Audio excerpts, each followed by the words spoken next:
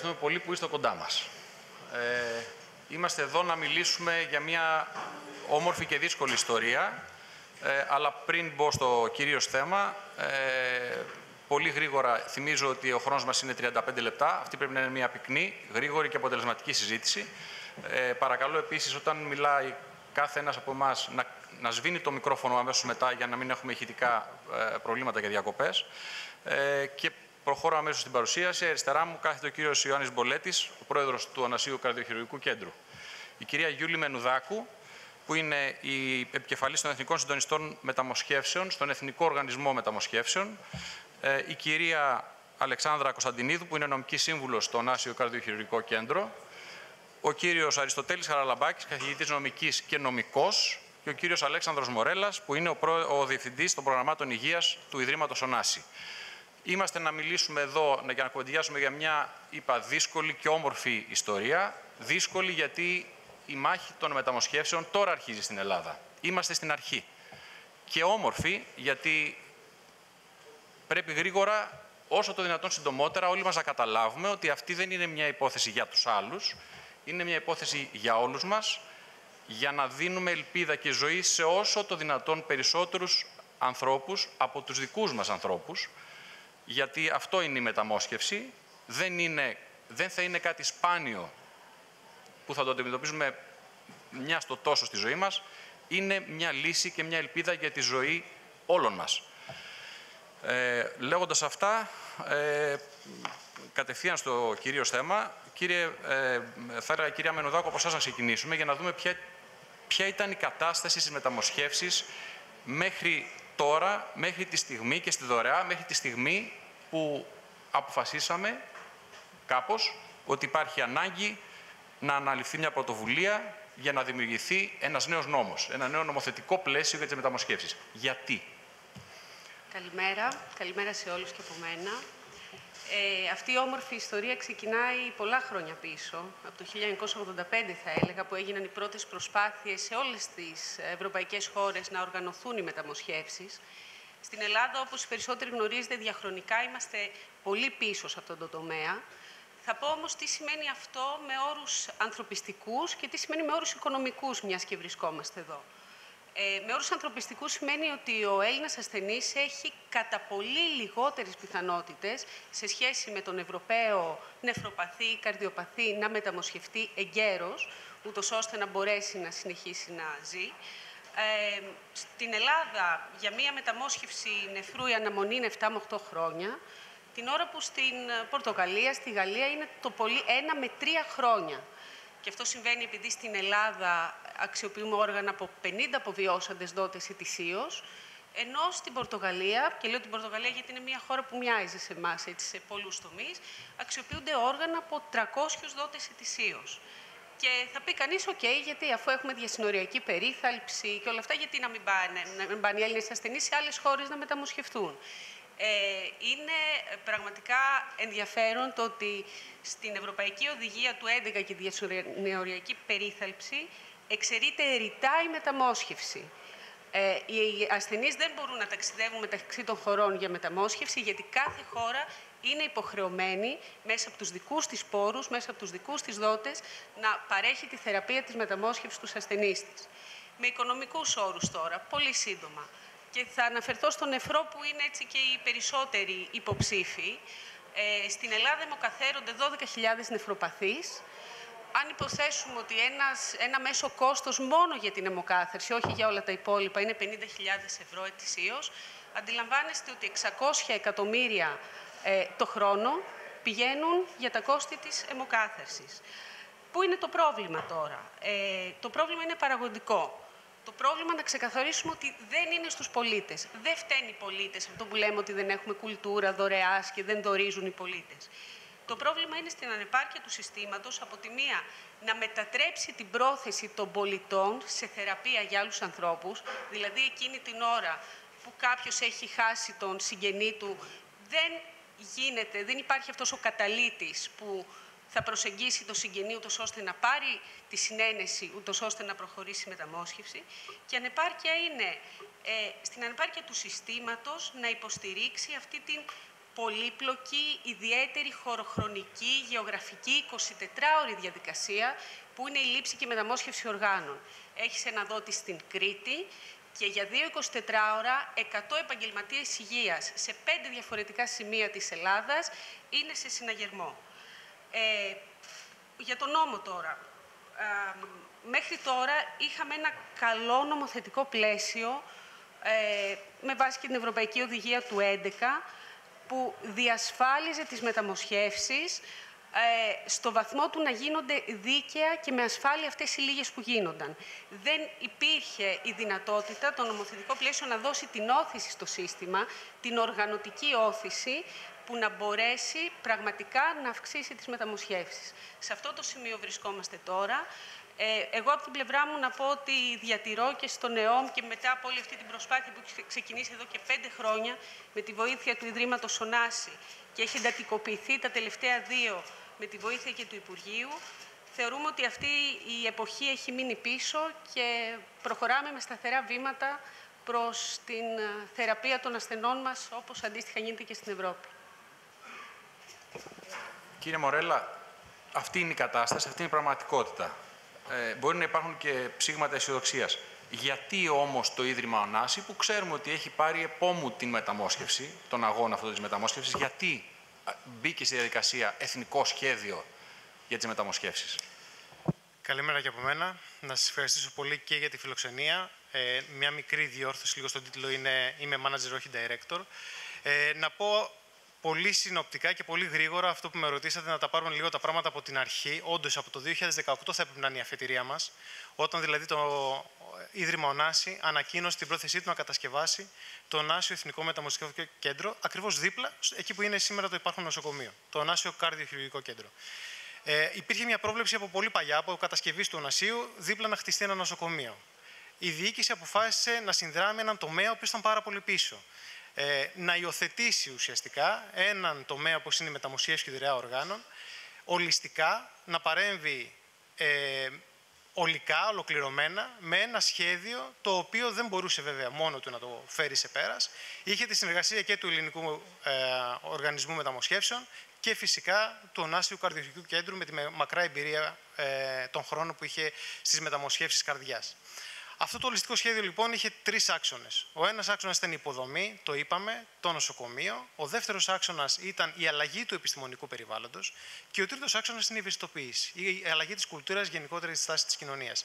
Στον δεύτερο άξονα, στο πώς αλλάζουμε το περιβάλλον, αυτό που μας έγινε πάρα πολύ κατανοητό από την πρώτη στιγμή είναι ότι ένα κτίριο από μόνο του δεν αρκεί για να αλλάξει όλο αυτό που περιέγραψε πριν, όλη αυτή η κατάσταση που περιέγραψε πριν η Γιούλη.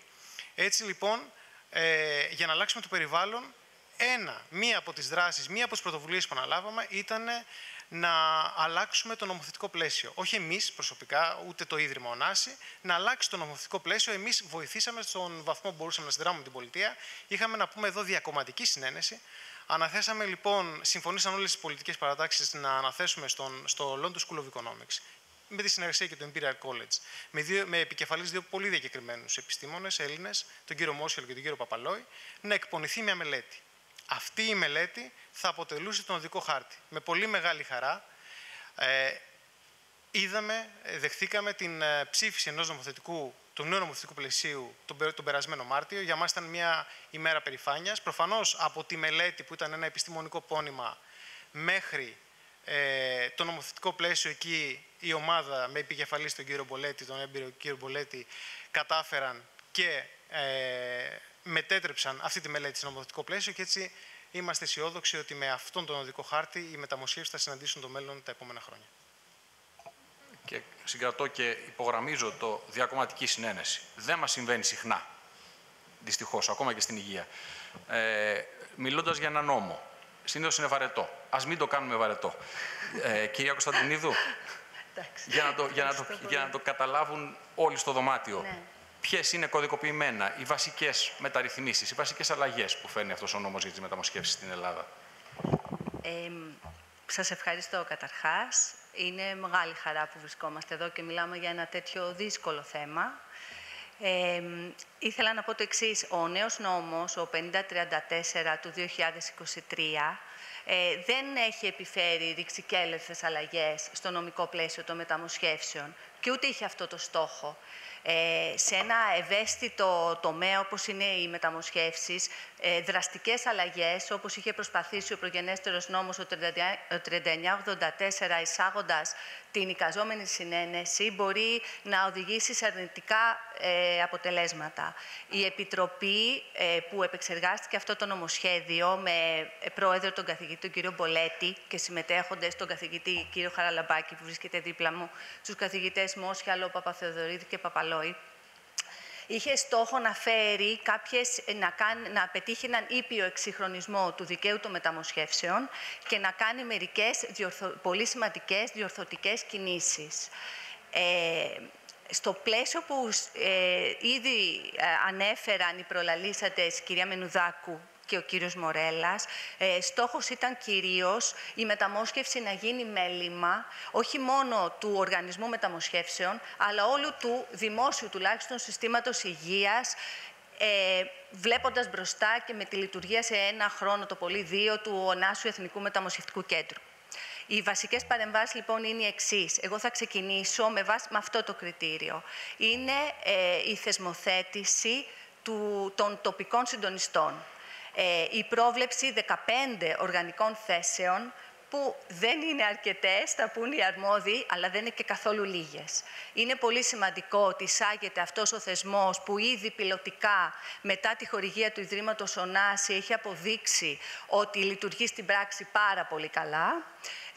Είναι πάρα πολύ σημαντικό ότι η πρόσληψη αυτών των ανθρώπων θα γίνεται με διαδικασία διαφανή και αξιοκρατική, αλλά χωρίς τις δεσμεύσεις απόλυτα του ΑΣΕΠ.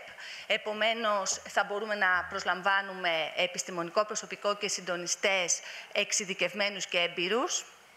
Είναι πολύ σημαντικό ότι ο νόμος θεσμοθετεί για πρώτη φορά το δίκτυο δωρεάς και μεταμόσχευσης, στο οποίο συμμετέχουν όχι μόνο ο Οργανισμός Μεταμοσχεύσεων, όχι μόνο τα νοσηλευτικά ιδρύματα που λειτουργούν μονάδες μεταμόσχευσης, αλλά για πρώτη φορά όλοι οι φορείς παροχής υπηρεσιών υγείας, που δυνητικά είναι τα νοσοκομεία των δοτών, τα νοσοκομεία που λειτουργούν οι μονάδες εντατικής θεραπείας από όπου μπορεί να προέλθουν δότες και στους οποίους θα υπηρετούν οι τοπικοί συντονιστές, έτσι ώστε θα υπηρετούν με τα ψηφιακά εργαλεία που επίσης τους δίνει ο νόμος, το πληροφοριακό σύστημα των μεταμοσχεύσεων, το θέμα της μεταμόσχευσης. Είναι πολύ σημαντικό, σκέφτηκα ότι θα αναφέρω χαρακτηριστικά κάτι που για πρώτη φορά προβλέπει ο νόμος και ήταν πρωτοβουλία του καθηγητή κ. Μπολέτη, προβλέπει ότι όλες οι χειρουργικές πράξεις της αφαίρεσης και της μεταμόσχευσης προηγούνται έναντι των τακτικών χειρουργείων. Είναι μια κατεύθυνση που δίνει ο νόμος και είναι πολύ σημαντική. Στο ζήτημα της προϋποθέσεων της δωρεάς, όπως είπα, ήταν ήπιες οι προσαρμογές. Θα αναφέρω κυρίως την δωρεά, ενισχύεται η προστασία του ζωνταδότη, προάγεται η εκπαίδευση και η έρευνα, γιατί επιτρέπονται κάποιες ενέργειες και εκεί, αλλά θα αναφέρω κυρίως το άρθρο 27, στο οποίο ο νομοθέτης κάνει ένα συγκερασμό της ιδιωτικής αυτονομίας και της φιλαλληλίας και του αλτρουισμού, αφού βάζει στο επίκεντρο την βούληση του δότη, ότι ακόμα και η οικογένεια όταν έρχεται να δώσει τη συνένεσή της θα πρέπει, επιτάσσει ο νόμος μάλλον, να έχει τη βούληση του δότη στο πίσω μέρος του μυαλού της, αυτή θα πρέπει να εκφράσει, ενώ όμως προβλέπει για πρώτη φορά ότι εφόσον δεν ανεβρεθούν οικοί, μετά από τήρηση μιας αυστηρής διαδικασίας, θα μπορεί να προχωρήσει δωρεά. Παίρνει δηλαδή θέση υπέρ του αλτρουισμού και της φιλαλληλίας. Και για να τελειώσω, θα πω ότι είναι πολύ σημαντική η θεσμοθέτηση της δυνατότητας λήψης οργάνων στη συνέχεια του καρδιακού θανάτου, όπως ήδη γίνεται στις περισσότερες ευρωπαϊκές χώρες. Μόνο μία μικρή παρατήρηση θα πω, γιατί απασχόλησε λίγο τις επιτροπές κατά την νομοπαρασκευαστική διαδικασία. Δεν πρόκειται για κάποιο καινούριο είδος θανάτου. Είναι ο καρδιακός θάνατος. Υπάρχει καρδιακής λειτουργίας όπως την ξέραμε. Κυρία Κωνσταντινίδου, ευχαριστώ σε αυτό το σημείο. Σύντομη παρέμβαση δική μου πριν πάμε στον κύριο Χαραλαμπάκη. Συγκρατώ πολύ το σημείο που ανέφερε η κυρία Κωνσταντινίδου ρητά, ότι έχει σημασία η προσωπική επιθυμία, η βούληση του δότη, του δωρητή. Αυτό δεν είναι κάτι νομικό πια, δεν είναι κάτι στα χαρτιά ή κάτι που απαραίτητα προϋποθέτει το να συμπληρώσουμε μια φόρμα ηλεκτρονικά ή διαφορετικά. Προϋποθέτει το να μιλήσουμε στους δικούς μας ανθρώπους. Είναι πολύ απλό. Να το ξέρουν οι συγγενείς μας, τα αδέρφια μας, οι γονείς μας, τα παιδιά μας. Είναι τόσο απλό. Αυτή είναι η επιθυμία που την κρίσιμη στιγμή αρκεί. Κύριε Χαραλαμπάκη, ωραία. Αυτό είναι ο νόμος ως εδώ. Πρέπει να κάνουμε κι άλλο. Υπάρχει κάτι που λείπει, γι' αυτό σας φωνάξαμε εσάς. Κοιτάξτε, όπως σας πληροφόρησε η κυρία Κωνσταντινίδου, είχα την τιμή να είμαι και εγώ μέλος της Επιτροπής που συνέταξε τον νόμο. Οπότε, εάν το αντιμετώπιζα εγωιστικά, θα σας έλεγα δεν χρειάζεται να γίνει τίποτα. Αλίμονο. Κάναμε τον τέλειο νόμο. Αυτό βέβαια όμως δεν θα ανταποκρινόταν στην πραγματικότητα. Καταρχήν, για να δούμε τι μπορεί να γίνει παραπέρα, θα πρέπει να σκεφτούμε το εξής και να το συνειδητοποιήσουμε. Η πατρίδα μας, γιατί πολλές φορές γκρινιάζουμε για πολλά πράγματα, είχε την τύχη μέσα σε μία δεκαετία χοντρικά, λίγο παραπάνω από δεκαετία, να έχει δύο πάρα πολύ καλά, πολύ προχωρημένα για την εποχή τους νομοθετήματα που να αφορούν τις μεταμοσχεύσεις. Διότι και ο 3984 του 11, μην τον υποτιμάμε, ήταν ένας για την εποχή του πολύ προχωρημένος νόμος, ο οποίος αυτός έδωσε το υπενήχθη και η φίλη μου η Αλεξία, ότι αυτός έδωσε την πρώτη όθηση από μια συντηρητική προσέγγιση των μεταμοσχεύσεων σε μια πολύ πιο ανοιχτόμυαλη προσέγγιση. Και ήρθε ο 5034, 12 χρόνια μετά, απλώς να κάνει τις απαραίτητες πινελιές εξυγχρονισμού. Έτσι το είδαμε εμείς. Εκεί που κυρίως προσανατολιστήκαμε ήταν το οργανωτικό επίπεδο. Και είναι και το σημείο που συχνά πάσχουν οι νομοθεσίες στην Ελλάδα μας. Επειδή εδώ ένας από τους κεντρικούς πυλώνες είναι ο Εθνικός Οργανισμός Μεταμοσχεύσεων, για να μπορέσει να γίνει αυτό το πράγμα, άρα δηλαδή κάτι ενταγμένο μεν στον ευρύτερο δημόσιο τομέα, αλλά ένα νομικό μόρφωμα ανεξάρτητο, πάντα η ανέβρεση ισορροπιών μεταξύ των κεντρικών διοικητικών οργάνων, Υπουργείου Υγείας παραδείγματος χάρη κτλ. Και του ΕΟΜ αποτελεί ένα σημείο ισορροπίας, έτσι, το οποίο θα πρέπει να το προσέχουμε ώστε να τηρηθεί στον προσήκοντα βαθμό. Εδώ εμείς πήραμε κάποιες αποφάσεις τότε. Από ό,τι είδα από την τελική κατάληξη του νόμου, ανατράπηκαν λίγο εν μέρη όταν ψηφίστηκε τελικά το νομοσχέδιο. Δεν τηρήθηκε απόλυτα ο δικός μας προγραμματισμός όσον αφορά τα σημεία λειτουργικής ισορροπίας μεταξύ κεντρικής διοίκησης και ΕΟΜ, αλλά όχι σε βαθμό βέβαια που να δημιουργεί σοβαρά προβλήματα. Τα περαιτέρω απαραίτητα βήματα θα έλεγα θα φανούν αφού λειτουργήσει αυτός ο νόμος κάποια χρόνια. Εκεί στην πράξη φαίνονται οι ανάγκες. Ένα σημείο που εγώ θεωρώ, πέραν κάποιων νομοτεχνικών αν θέλετε ατελειών, παραδείγματος χάρη λέω πολύ γρήγορα, κακώς αφήσαμε τη διάταξη που τιμωρείται αυτός που συνενεί στην αφαίρεση του οργάνου του. Τώρα μία βλάβη του, όταν η απόπειρα αυτοκτονίας δεν τιμωρείται στον ποινικό κώδικα, να τιμωρούμε τώρα την συνένεση σε αυτοτραυματισμό, είναι λίγο υπερβολή. Αλλά εν πάση περιπτώσει αυτές είναι λεπτομέρειες δεύτερου ή μην πω τρίτου επίπεδου. Ένα τελευταίο θα πω όσο το τι πρέπει να γίνει. Το συζητήσαμε πάρα πολύ στην Επιτροπή, γιατί ήμασταν όλοι άνθρωποι με μεγάλη εμπειρία και από την πράξη την ιατρική, ο καθένας από το δικό του μετερίζει. Και συνειδητοποιήσαμε ότι δεν αρκεί το ευχολόγιο για τις μεταμοσχεύσεις, αλλά πρέπει να δοθούν και κίνητρα σε όλους τους εμπλεκόμενους φορείς.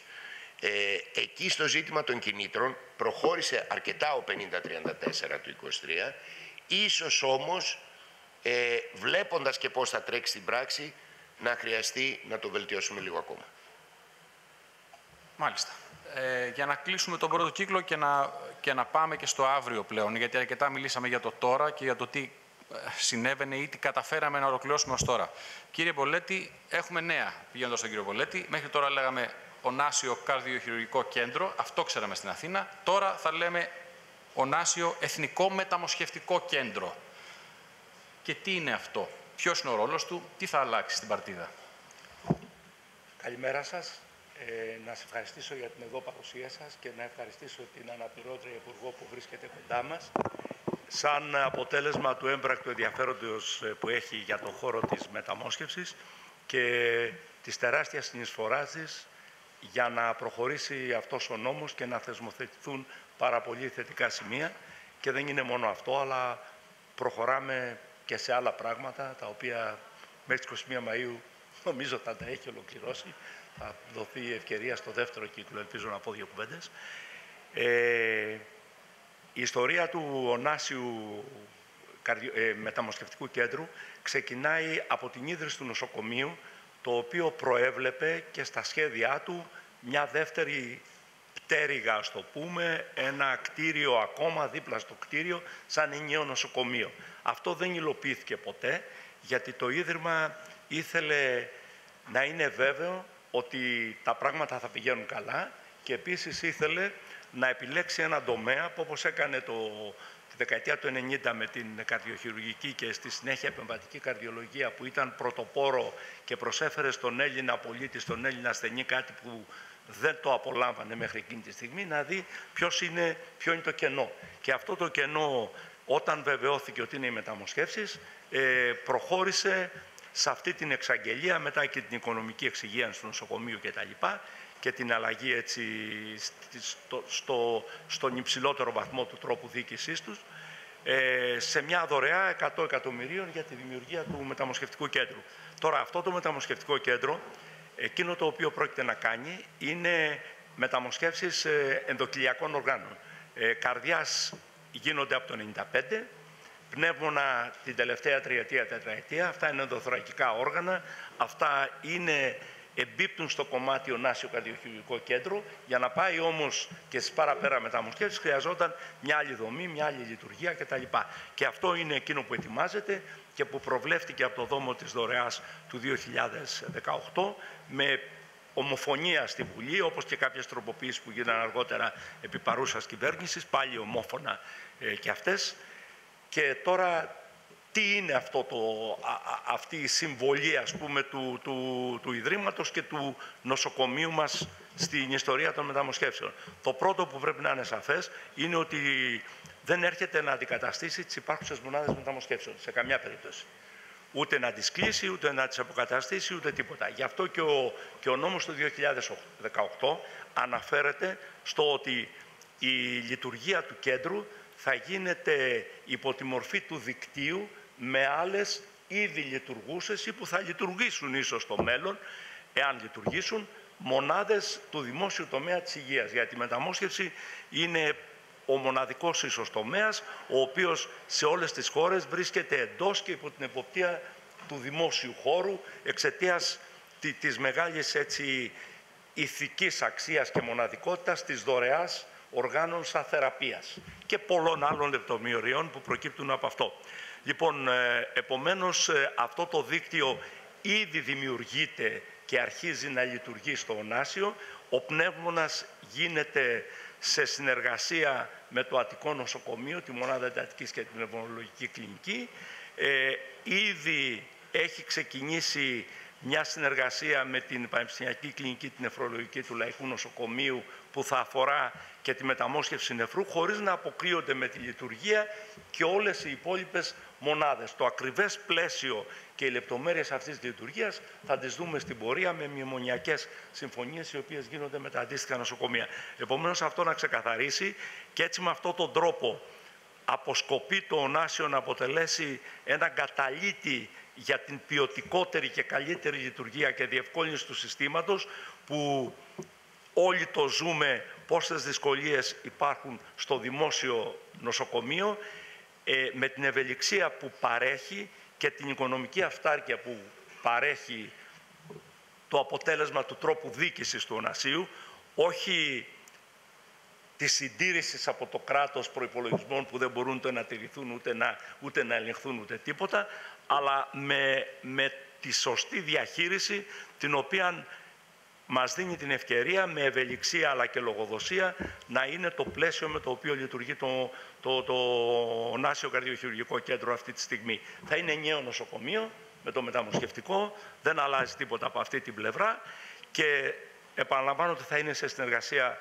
με όλες τις μονάδες μεταμοσχεύσεων και ευελπιστούμε ότι με αυτόν τον τρόπο θα διευκολύνουμε τη διαδικασία των μεταμοσχεύσεων ώστε να μπορούμε να βγούμε στον Έλληνα πολίτη και να ζητήσουμε τη δωρεά από αυτόν για το πολύτιμο αγαθό της μεταμόσχευσης που δίνει ζωή και υγεία, καλύτερη στους νευροπαθείς, στους άλλους ζωή, σε άλλες περιπτώσεις, ώστε να διασφαλίσουμε ότι το καλύτερο είναι δυνατό.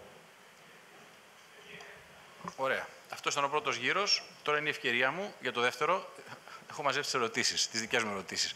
Θα σας παρακαλέσω όμως να πάμε σε γύρο 1 λεπτού, δίνοντας γρήγορα όσο περισσότερα στοιχεία μπορούμε να πούμε για να είμαστε πυκνοί. Κύριε Μενουδάκου, συζητήσαμε για ένα νόμο. Ωραίο. Στο χαρτί και στη Βουλή. Εσείς πρέπει να συντονίζετε επιχειρήσεις κάθε μέρα σχεδόν. Γιατί η επιχείρηση είναι κάθε μεταμόσχευση, μια επιχείρηση. Από το νόμο στο πεδίο, τι βαθμό δυσκολίας βλέπετε για να γίνουν αυτά πράξη? Έχουμε διανύσει ήδη την τελευταία πενταετία μία πολύ μεγάλη απόσταση ανάμεσα στο πού ήμασταν και πού είναι οι στόχοι μας.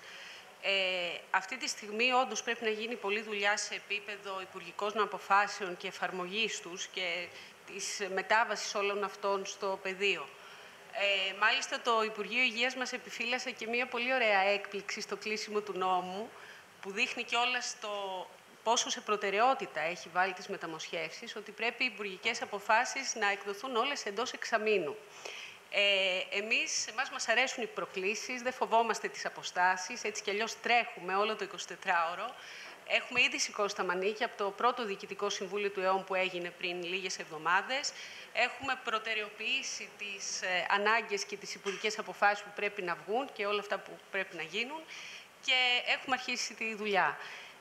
Είναι μια πολύ κρίσιμη περίοδος. Είναι αυτό που λέμε μεταξύ μας ή τώρα ή ποτέ. Όλη η μεταμοσχευτική κοινότητα έχει αναγνωρίσει το ή τώρα ή ποτέ και έχει συστρατευτεί σε αυτή την προσπάθεια. Οπότε νομίζω τώρα πια δεν έχουμε να φοβηθούμε κάτι. Προχωράμε σταθερά και δυνατά. Αισιόδοξο. Κύριε Μορέλα, μέχρι τώρα προσφέρει το Ίδρυμα Ωνάση. Το αναγνωρίζουμε όλοι, μόνο που συνηθίσαμε να ζητάμε κι άλλο. Λοιπόν, από τον νόμο και από τον κόσμο της υγείας, μήπως πρέπει να κάνετε κάτι ακόμα για να πάει και έξω από το δωμάτιο η συζήτηση αυτή και το μήνυμα κάπως? Σκέφτεστε κάτι άλλο παραπέρα? Όπως σας ανέφερα πριν, υπάρχει ένα πενταετές αρχικά στρατηγικό πλάνο μιας ολιστικής παρέμβασης με επικεφαλή στον πρόεδρο του Ιδρύματος Ωνάση, τον κύριο Αντώνη Παπαδημητρίου.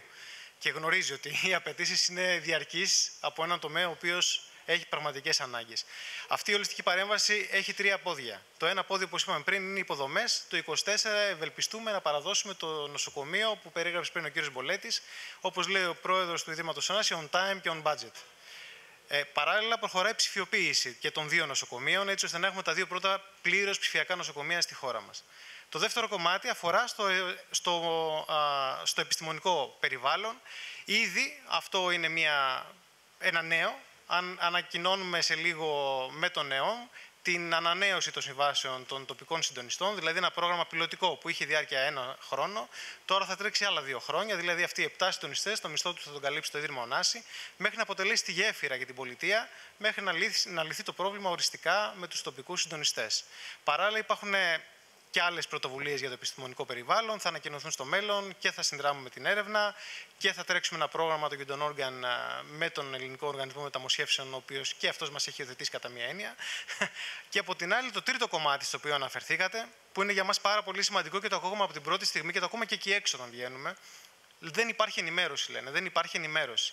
Η αλήθεια είναι ότι πλέον υπάρχει ενημέρωση και υπάρχει ενημέρωση και στα σχολεία. Στα δημοτικά σχολεία, το Ίδρυμα Ωνάς έχει ξεκινήσει ένα πρόγραμμα ενημερωτικό, εκπαιδευτικό για παιδιά από 7 έως 11 ετών. Τους οργανούλιδες είναι ήδη πάρα πολύ δημοφιλείς.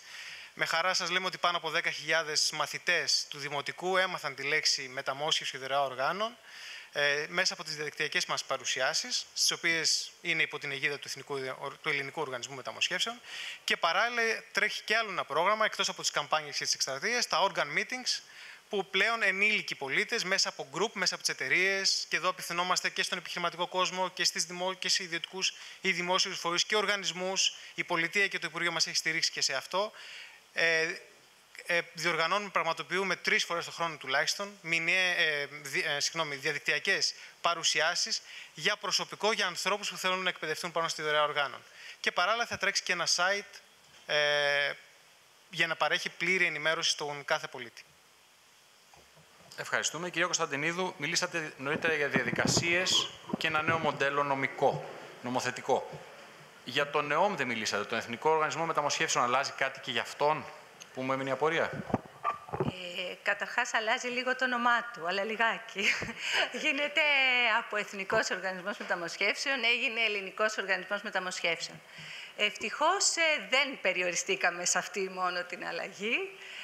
Όπως είπα προηγουμένως, ενισχύθηκε με προσωπικό. Προβλέφθηκαν 15 οργανικές θέσεις περισσότερες. Ευελπιστούμε ότι θα προβλεφθούν και στο μέλλον ακόμη μερικές. Προβλέφθηκε μια ειδική διαδικασία για την πρόσληψη του επιστημονικού προσωπικού και των συντονιστών, που είναι πολύ σημαντικό, γιατί θα μπορέσει πιο γρήγορα και πιο εύκολα να πάρει έμπειρο και ικανό προσωπικό. Αποκτά όμως ο Ελληνικός Οργανισμός Μεταμοσχεύσεων με αυτό το νόμο, αποκτά για πρώτη φορά αποφασιστικές αρμοδιότητες. Δηλαδή θα είναι εκείνος ο οποίος θα χορηγεί τις άδειες στις μονάδες μεταμοσχεύσεων. Όχι όμως μόνο θα τις χορηγεί, θα τις ελέγχει, θα κάνει επιτόπιους ελέγχους, θα μπορεί να τις ανακαλεί ή και να τις αναστέλει. Έτσι αποκτά ένα πολύ πιο ισχυρό θεσμικό ρόλο, αποκτά πόρους, ήδη έχουν προβλεφθεί στον νόμο πόροι από παράβολα που θα δίνουν οι μονάδες που θα θέλουν να πάρουν άδεια για τη λειτουργία μονάδας μεταμόσχευσης, και προβλέπεται και η έκδοση υπουργικής απόφασης για να ενισχυθεί περαιτέρω προϋπολογισμός του ΕΟΜ, ώστε η διοικητική και η λειτουργική του ανεξαρτησία να μην μείνει καινογράμμα, αλλά να μπορεί στην πράξη να το κάνει. Παράλληλα όμως θα είναι και εκείνος ελεγχόμενος, γιατί προβλέπεται επίσης για πρώτη φορά ότι αναδιετία θα πρέπει να υποβάλει έκθεση με τα πεπραγμένα του στη Βουλή των Ελλήνων, το οποίο θεωρούμε πολύ σημαντικό. Κύριε Χαραλαμπάκη, μετά από αυτό θα λέγατε, κύριε καθηγητά, ότι οι διαδικασίες τουλάχιστον, το πλαίσιο το νομοθετικό λειτουργίας των μεταμοσχεύσεων στην Ελλάδα είναι κοντά πλέον στα σύγχρονα συστήματα υγείας, το πώς λειτουργούν στο δυτικό κόσμο τα συστήματα? Είπα και στο πρώτο σκέλος της τοποθέτησής μου ότι η Ελλάδα έχει την τύχη και την ευτυχία να είχε ήδη το 2011 με τον 3984 έναν αρκετά προχωρημένο για την εποχή του νόμου, ο οποίος με τον 5034 του 23, τον σύγχρονο πλέον νόμο, έχει κάνει ακόμα κάποια πολύ αποφασιστικά βήματα προς τον εξυγχρονισμό. Κατά συνέπεια θα έλεγα ότι είναι πολύ ικανοποιητικό το επίπεδο της νομοθεσίας σήμερα, εάν σκεφτούμε ότι οποιαδήποτε τέτοια νομοθετική εξέλιξη στην Ελλάδα έχει το εγγενές πρόβλημα ότι θα πρέπει να κουμπώσει με το γενικότερο γραφειοκρατικό πλαίσιο διοίκησης, που στην πατρίδα μας δυστυχώς είναι πολύ πιο στενά περιπεπλεγμένο από ό,τι σε άλλες χώρες της Ευρώπης. Θα έλεγα ότι το μεγάλο στίχημα της λειτουργίας αυτού του νόμου, πέραν της αποτελεσματικότητάς του, εκείνο δηλαδή που ενδεχομένως να μας κάνει να χρειαστούμε μετά από μερικά χρόνια να ξανασκεφτούμε κάποια πράγματα, πέραν των εμπειριών από την πράξη που της υπενήχθηκε πριν, θα είναι και η εξέλιξη της ιατρικής τεχνολογίας. Γιατί αυτή σίγουρα θα μας δώσει, η οποία είναι ραγδαιότατη όπως όλοι ξέρουμε τα τελευταία χρόνια, αυτή σίγουρα θα μας δώσει κάποιους προβληματισμούς ως προς κάποια σημεία του νόμου, αλλά αυτό είναι να είμαστε καλά και θα μπορέσουμε να το λειτουργήσουμε, πιστεύω. Ευχαριστώ. Του BSIN. Κλείνοντας τον κύκλο και αυτή την κουβέντα, κύριε Μπολέτη, εκπροσωπείται φυσικά ένα θεσμό που είναι το Ωνάσιο Καρδιοχειρουργικό και το Εθνικό Μεταμοσχευτικό Κέντρο. Όμως αυτό δεν είναι μόνο ένας θεσμός, είναι άνθρωποι κυρίως. Είναι οι άνθρωποι που μέρες και νύχτες, πρέπει να πω, ξέρω, έχω κάνει ρεπορτάζ για αυτό το πράγμα, αρκετό, δόξα τω Θεώ, αγωνίζονται για κάθε μεταμόσχευση, κάθε φορά. Καταλαβαίνουμε όλοι ότι είναι μια δουλειά χωρίς ραντεβού αυτή η μεταμόσχευση. Αυτοί οι άνθρωποι σε τι κατάσταση βρίσκονται, μπορούν να σηκώσουν αυτό το βάρος και έχουν την εμπιστοσύνη, γιατί χωρίς την εμπιστοσύνη όλων μας, καινούρια και τόσο δύσκολα πράγματα γενικά στον κόσμο δεν γίνονται. Αισθάνεστε ότι υπάρχει εμπιστοσύνη αυτή τη χρονική στιγμή που θα έπρεπε να απολαμβάνουν ως αναγνώριση, αν μη τι άλλο, και ως ενθάρρυνση για να το τρέξουν, να το κάνουν? Ως άτομα, επαγγελματίες υγείας, γιατροί, νοσηλευτικό προσωπικό και ό,τι άλλο απαιτείται για τη λειτουργία ενός πολύπλοκου συστήματος, νομίζω πως ναι. Μην ξεχνάμε ότι ανεξάρτητα από το πόσο λίγες μεταμοσχεύσεις γίνονται στην Ελλάδα, από τότε που ξεκίνησαν, το 1968, ξέρω εγώ, οι πρώτοι, έχουν γίνει περισσότερες από 8.000-8.500 μεταμοσχεύσεις στη χώρα και αυτό σημαίνει ένα μεγάλο αριθμό, πρώτα-πρώτα να αποτίσει κανείς φόρο τιμής και ευγνωμοσύνης στους δότες, τους ζώντες, στους αποβιώσαντες της οικογένειές τους που πήραν την απόφαση, αλλά και να αναγνωρίσει ότι ένας ολόκληρος κόσμος, αυτόν που αναφερθήκατε, έχει δουλέψει όχι υπό τις καλύτερες συνθήκες για να γίνουν αυτές οι μεταμοσχεύσεις, που σημαίνει ζωές ανθρώπων. Έτσι μιλάμε για αριθμό μεταμοσχεύσεων, αλλά αυτοί είναι ζωές. Οπωσδήποτε θα πρέπει να γίνουν περισσότερα για αυτόν τον κόσμο.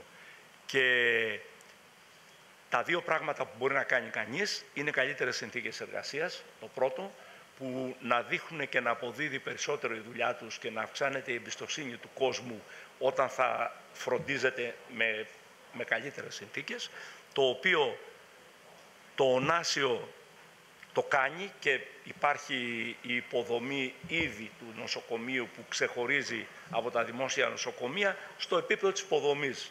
Δεν συζητάω για άλλα θέματα. Αν σκεφτεί κανείς, αν λάβει κανείς υπόψη του ότι είναι τεράστιες ελλείψεις στο νοσηλευτικό προσωπικό σε όλο το δημόσιο σύστημα υγείας. Το Ωνάσιο δεν του λείπει ούτε ένας νοσηλευτής, μια νοσηλεύτρια σε σχέση με τον προϋπολογισμένο αριθμό. Να πω το πιο απλό. Το δεύτερο είναι ότι πρέπει να δώσει κανείς δυνατότητες επαγγελματικής πρόθεσης σε αυτόν τον κόσμο, κάτι το οποίο είναι θέμα του νόμου, αλλά είναι και θέμα γενικότερης πρόβλεψης στο σύστημα υγείας. Νομίζω οι καινούργιες διατάξεις που η αναπληρώτρια Υπουργός έχει επεξεργαστεί, τώρα άλλες θα λειτουργήσουν, άλλες θα λειτουργήσουν, άλλες θα προλάβουν. Ελπίζουμε να υπάρξει συνέχεια μετά τις εκλογές. Θα εντάξουν μέσα εκεί και τον κόσμο της μεταμόσχευσης, και το άλλο είναι η ηλική ανταμοιβή, δηλαδή τα χρήματα τα οποία πρέπει να πάρει αυτό το προσωπικό. Αυτό μέσα στο δημόσιο σύστημα υγείας δεν μπορεί ποτέ να γίνει, γιατί δεν μπορεί να ξεχωρίσουν ιδιαίτερες αυξήσεις μισθών ή οποιασδήποτε άλλης ηλικής απολαβής. Εδώ η αναπληρώτρια Υπουργός με τα βίας μπόρεσε και έδωσε κάποια χρήματα στους αναισθησιολόγους και στους εντατικολόγους που υπήρχε μεγάλη ανάγκη. Εμείς όμως με αυτό το οποίο προωθούμε και που ήδη πρέπει να σας πω ότι τελείωσε από το Υπουργείο Υγείας, πριν από λίγες μέρες η κυρία Γκάγκα το έστειλε στο Υπουργείο Οικονομικών και νομίζω ότι είναι αρκετά τυπικό πλέον να ολοκληρωθεί μέσα στις προσεχείς μέρες, πριν την ημερομηνία των εκλογών που είναι απαραίτητο, είναι τα καινούργια ΚΕΝ, τα καινούργια ενοποιημένα νοσήλια για τις μεταμοσχεύσεις, οι οποίες προβλέπουν αρκετά πραγματικές τιμές για τις μεταμοσχεύσεις, που αυτό θα σημάνει μια μεγάλη χρηματοδότηση με έμεσο τρόπο στο σύστημα των μεταμοσχεύσεων και θα δώσει τη δυνατότητα μέσα από αυτό να υπάρχει ευελιξία για πολλά έξοδα των μεταμοσχεύσεων, μεταξύ των άλλων και αμοιβές του προσωπικού. Αρκεί να λάβει κανείς υπόψη του ότι προβλέπεται και ποσόν για τη διαδικασία της λήψης των οργάνων. Επομένως, είναι ένα ολοκληρωμένο σύστημα, αυτό που έχει όλος ο σύγχρονος κόσμος. Είναι όλα αυτά απαραίτητες προσθήκες στο νόμο ο οποίος ψηφίστηκε. Εκεί δουλεύουμε και ελπίζουμε να τα καταφέρουμε. Φεύγουμε νομίζω λίγο πιο αισιόδοξοι από ό,τι ήρθαμε. Ευχαριστούμε πολύ την αναπληρώτρια Υπουργό, την κυρία Μίνα Γκάγκα, που ήταν εδώ, γιατί αυτό δείχνει και το βαθμό ενδιαφέροντος και προσοχής και το εκτιμούμε πραγματικά. Ευχαριστούμε όλους εσάς. Κάθε φορά που μιλάμε για τις μεταμοσχεύσεις, εγώ κλείνω με τον ίδιο τρόπο, ως δημοσιογράφος, πολίτης και άνθρωπος και ως δωρητής οργάνων. Εύχομαι του χρόνου που θα ξαναμαζευτούμε σε αυτό το δωμάτιο να είναι γεμάτη η αίθουσα από δωρητές. Και ευχαριστούμε πολύ και το Οικονομικό Φόρουμ των Δελφών. Κυρίες και κύριοι, καλημέρα σας.